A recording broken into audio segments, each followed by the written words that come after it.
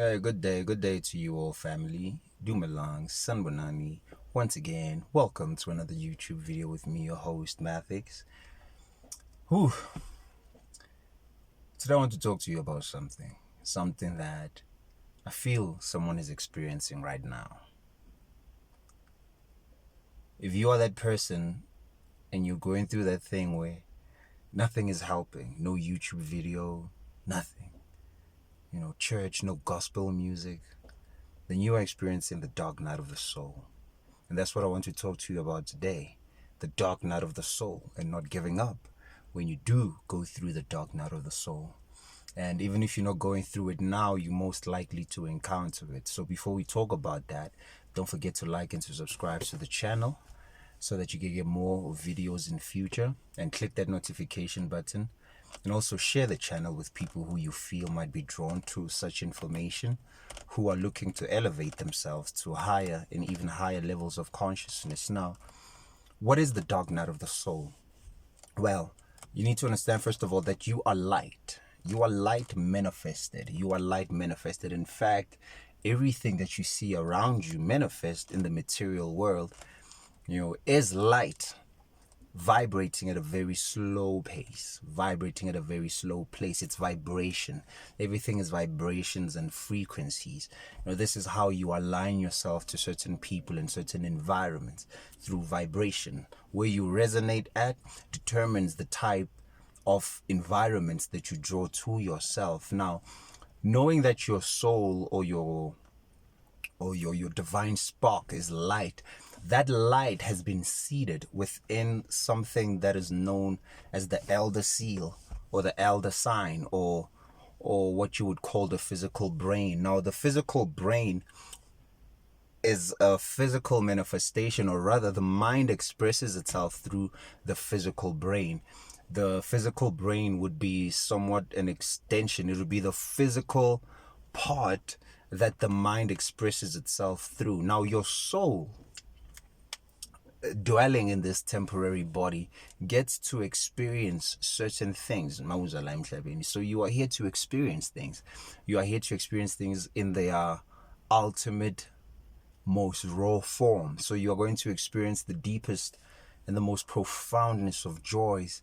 And also at the same time, you're going to experience sorrow like you've never even thought possible. You experience pain unimaginable, and that is because there's two sides of the same thing. There's two aspects. Now, in order for the soul to develop and further refine itself, it has to understand these two polarities so that it can better comprehend what it is to be a god. Because being God is not all happily jolly. When people think about the spiritual journey, they think it's all fun and games. It is all fun and games when you begin to understand how infinite you are. But in order for you to comprehend that infiniteness, your soul is going to experience something known as the dark night of the soul. And that is when no gospel music will help. That is when you watch a YouTube video and nothing the person is saying is helping. There's no one who you can talk to. It is just you and just you. That's it. That's it. Now, most people, when they get to this part, they start seeing suicide as an outlet. They start seeing substance abuse as something that can help heal that pain. But what they fail to recognize is the Western world deals with suppressing and not healing things. So when you take pills, when you take substances, to try and rid yourself of the pain, what you are doing most of the time is you are only suppressing that particular thing that you should be actually healing.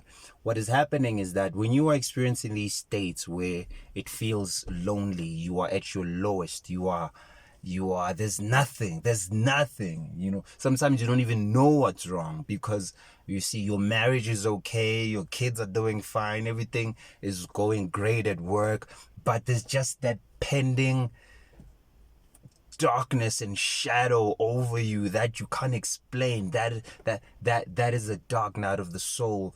That is your soul, or that is you expressing, or that is your soul rather tapping into what they call the the yin side of the yin and yang. Remember, the yin and yang is two sides, right? It's light and dark, and then within the dark there's a little bit of light, and within the light there's a little bit of the dark. So sometimes you are going to experience the dark in its fullest, and that's where you need to take that little bit of the light and say to yourself that this little light of mine, I'm gonna let it shine.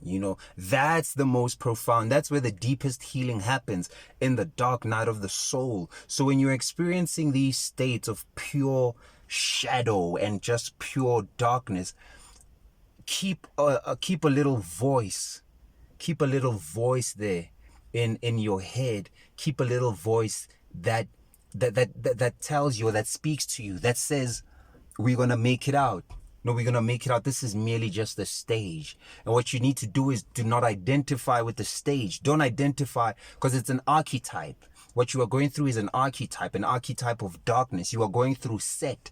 When the sun sets in the evening, they call that, in ancient time, in the mythological story of Horus versus Heru, when Heru being the sun, when the sun is setting, they put that in mythology to say that the sun, the light, which is you, the S-O-N, which is the physical manifestation of the S-U-N, the sun would be going into the underworld, to go fight, to wrestle with the darkness. You also find this in the Bible, where Jacob was wrestling with a man or an angel all night. That's the dark night of the soul. That's how the light is born. When you see stars up in the sky, those stars are only visible due to the tremendous amount of darkness that is around them. The darkness is what allows there for the light to be really enjoyed to its fullest. So when you go through these dark stages, understand that there is a reason why you are going through them. There is a purpose why you are going through them, and that purpose is to further refine your light. It is to turn you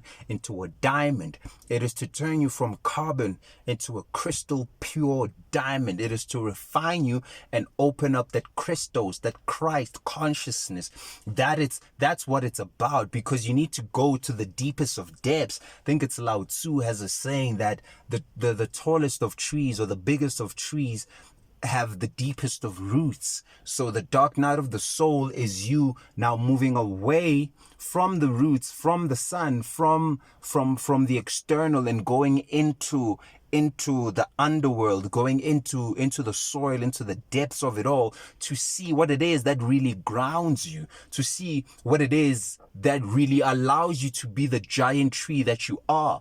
So in order for you to comprehend why this redwood tree is so big, why this bamboo tree is so huge, you have to go and see how deep those roots go. And the further down you go into those roots, you will uncover scars. You will uncover past life memories, past life traumas. Those are deep roots. Those are deep roots. They are not things to be labeled as bad or evil. All these things help refine you. They help refine you. That's why Adam and Eve in the Bible had to eat off the fruit of good and evil. They had to eat off the fruit, because when they were living in the Garden of Eden, you could say that they were in a state of blissful ignorance. They were, but they didn't comprehend what it is that they were. You see, so they had to go, or they had to be kicked out of the garden to go till the soil, as it says. And the tilling of the soil is the shadow work. The soil is the darkness. That's where the roots are rooted in. The roots are within the soil. You see, so they had to know of the knowledge of the gods. The knowledge of the gods is the branches and the fruit, but then it is also the roots that are unseen, that are within, that are underneath. That's what the dark night of the soul is. It's when the soul switches from the light aspects of itself and then gets to see the so-called dark aspects of itself, because your soul, or what you are, is perception. And so at points in your life, you will have to go through different points of perception, seeing things from different angles, because that's what the soul came here to experience. Polarity, duality, this and that, yin and yang, Adam and Eve, the atom, the electron, up and down. So when you go through these states, what you need to always understand is that it's It's a pendulum. It swings. You always go to this side. You will not stay in one state forever.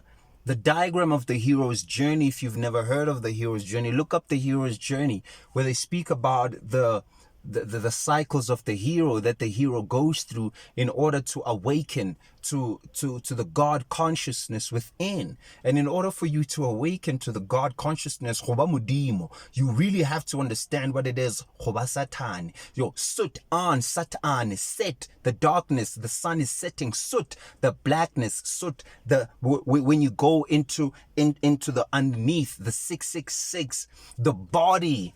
The body is the darkness. The body is Satan. It's soot. It is the carbon. It is where the soul has fell within. It is the Titan body. This is the Titan body. And locked away is Prometheus within you, or Lucifer, the fallen star, or the fallen angel, or the fallen angle of light, the fallen perception. So when you fall into the body, you are locked away and you are sealed away through the 7 chakras, which is what now you must come to learn to open by ukuvusa idlozi. And then what your spirit does is that it reminds you. So the greatest thing is not to learn, but ukhumbula. Ukhumbula lezinto lezi ezisegazini.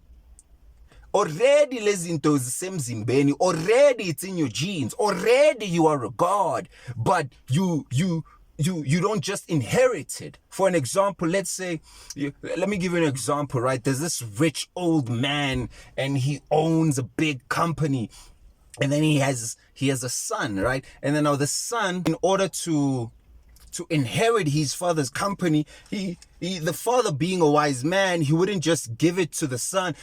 He's gonna maybe start off by saying, go mop, or go do the work that the employees are doing, so the child might not understand, like, why do I have to do this, but what the father would know is that the child is really getting to understand the work behind the glory. You having to understand what it takes, having to go through the physical aspect of things in order for you to see, so that when you do get in that top position, you do not abuse it. Because if you were to just come into a position of power, if you were to just be God just like that, you would do tremendous amount of damage because you did not work for it. You did not experience it. Hence you see the people that are ruling the world right now, the knowledge that they acquired was through war and conquest. So when they came upon the knowledge that the indigenous people of the world had been cultivating for thousands of years,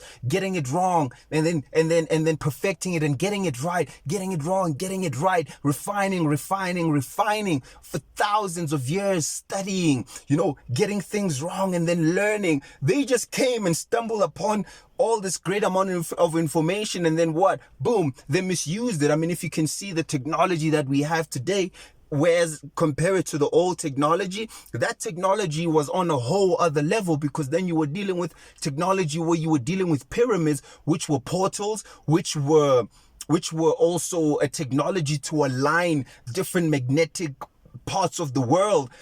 They were portals. You could walk into one pyramid and then tap into another pyramid. You could project into a pyramid and then emerge in a different star system where there were also pyramids on other planets. So that's the type of technology that these people were dealing with. But now, we are dealing with all this, all these Wi-Fis. We are dealing with all this technology that harms the body, these radiation, these fossil fuel, because it is a technology where the information was reverse engineered. So when these people got the information, what they did was they did not have the wisdom that the ancient Africans had, because wisdom is knowledge gained through experience. So now they just had the knowledge, but there was no wisdom behind it, because the ancient people went through many dark nights of the soul. They went deep into the underground. They went deep into Amenta.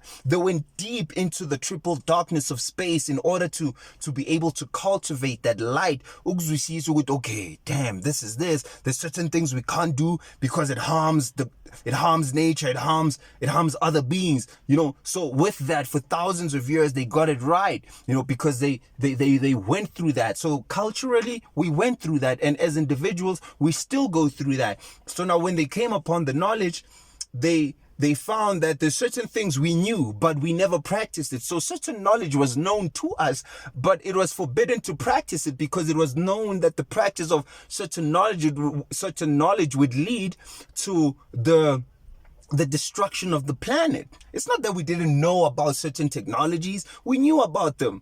But then we saw, okay, this is going to cause it's going to cause a problem between us and nature. We will be at war with nature if we did certain things. So most technology that we see today, it's very backwards. It is not in alignment with nature. You see, so in order for you to now be able to comprehend the depths of who you are as an individual, to tap into your own spiritual technology, you must go into the shadow. You must go into the silence, into the stillness, into those uncomfortable parts. You must face those thoughts. You must face those deep, scary emotions. You must face those things and then come out and turn those vices into virtues. So when you're feeling lonely, when you're feeling scared, feeling like nothing is making sense, that's beautiful. In those states, you should rejoice, because in order for you, like how I said, in order for you to go to the highest of heights, sometimes you have to go to the deepest of lows. And that's what the dark night of the soul is. And it was seen as very important because when you can comprehend the darkness, then the light, oh my God, when you are in the light, it's like it's an ecstasy that is just beyond. It's an ecstasy that is just beyond. You're not just going about, you're just going about. No, you are really, really comprehending what it is to be God. So just like the old man who trains his son what it is to have a big company, that's what God is. When they say that God is the 90%, we are the 10%, we are the children.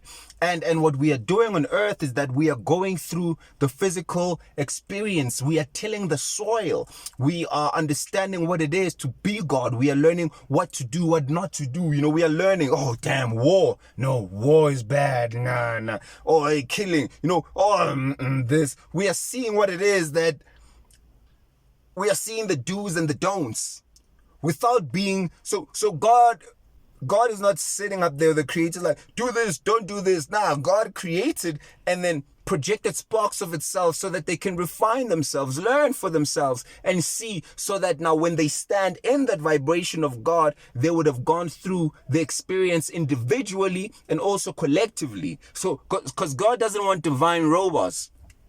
God literally wants us to have free will. But in order for us to know what it is, we had to come to the deepest of lows, so that once we go back, or once we are sitting in the highest of realms, it's chilling in the highest with the higher echelons, with the highest of beings, we can really say, damn, we deserve to be here. We really did go so low. Hey, we really did go so low. So that's why they say that we will be raised high above the angels, because we fell down to the lowest of planes. We fell down into the deepest of shadows. We got locked in a shell. We got locked in jail, in a prison with trillions of cells. Those cells have within it what? Light. Those lights are those lights are atoms and electrons. It's Adam and Eve. It's the atom and the electron. It's an explosion. We are learning what it is truly to be God. You don't just become God. You are that, but in order for you to really be it consciously, you must be refined. You must be refined. And that's what the dark night of the soul is. So when you are in it, rejoice, because it only means that your soul is at work. Your soul is shaking itself from the cocoon so that it could come out on the other side much better. So don't give up when you are in these states. Don't give up if you are in this state right now. Don't give up. Don't give up. Don't give up. And in fact, those states should make you happy, because if things are going good in your reality, in your physical reality, but you just feel like something is missing, that should let you know that there's something more to life than the physical. And then that's what you should be working towards. And sometimes you are in the dark night of the soul because you don't attend to your spiritual nature. So the dark night of the soul doesn't always have to be very deep and scary. When you do shadow work once in a while, it's easier when you go into those states. They don't last as long. You boom, you in and you out. But when you never tend to your spiritual nature, when you do go into the dark night of the soul, you stay there for long periods of time because you never visit the other side. You never tap into the other side, you see. So that's why now it becomes a problem when you do go into those states, because like now your ancestors and everything inside of you is like, yeah, now you here, you gotta deal with this, my G. It's like if there's a thorn, if you step on a thorn and you just go about your day and you don't tend to it, eventually it's gonna cause problems. You're gonna have an infection. So you need to deal with that. So there's many wounds that are lingering in our auric body, in our ethereal body, because we never tend to those sides. So when we do go into the dark night of the soul, most people, they can't comprehend it and they get scared and then they kill themselves. They start abusing substances and things like that because they don't understand that, it's a necessary part of the soul's development. It's necessary to go through the dark night of the soul. The hero must go into the underworld. The hero must face confusion, because the confusion is what will refine it and what will make it easier to comprehend the vastness of what you are, you see. So, yeah, family, peace, much love and light to you all. Thank you once again, and I hope that, your spiritual journey is going great and that you are growing. Every day you should be learning something. They say that a day you spend where you didn't learn anything is a day wasted. They say each day in your life is like a petal in a flower, and when you die, you get to look at the whole flower. So make sure that each petal is beautiful, so that when you do leave and you look back at the holistic flower that you created, you're like, damn, that's a beautiful flower. You see, so you are a beautiful flower. Peace, family. Much love.